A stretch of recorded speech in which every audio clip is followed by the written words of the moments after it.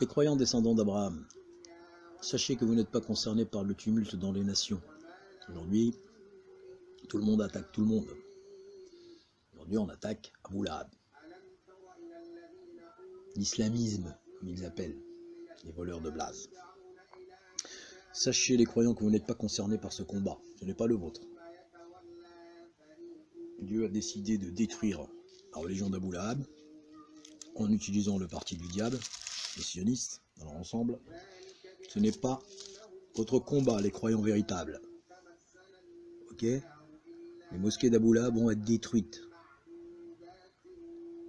Quand vous voyez tous ces humains, quand vous voyez Pharaon attaquer Abu Lahab, il n'attaque pas Moïse, Pharaon, pas fou. Ok? C'est pas votre combat. Vous les laissez se démerder, les Zemmour, les Boussena, les Mékouilles là, Kardaoui et compagnie, ils se démerdent. C'est entre eux et Dieu.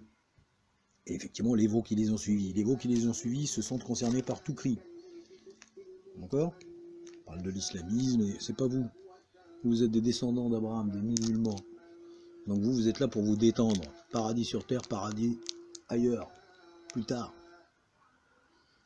Donc on lit du Coran, on regarde le plan de Dieu, on le regarde détruire les fausses religions, on n'intervient pas, sinon on est un soutien pour les associateurs. Sourate 42, Sourate 28, verset 86, ne soit surtout pas un soutien pour les associateurs, hein, surtout pas.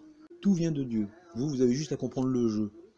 Donc vous avez juste à adorer Dieu. Vous lisez votre Coran, vous ressuscitez le combat, il est céleste. C'est la descendance d'Abraham qui héritera de la terre, personne d'autre. Pourquoi? Parce que vous agissez depuis le haut. Sinon, moi, à mon niveau, par exemple, je ne peux pas atteindre quelqu'un qui est dans le fin fond du Zimbabwe.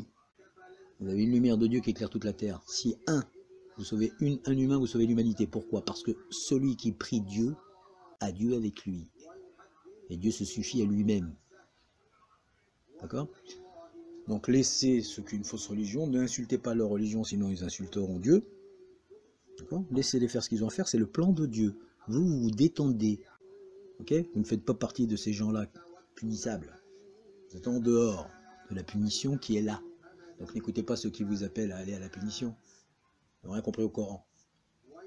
Et surtout, personne. Dieu a assuré la conservation du Coran 15, Sourate 15, verset 9. Personne ne pourra toucher au livre. Alors occupez-vous de vos affaires.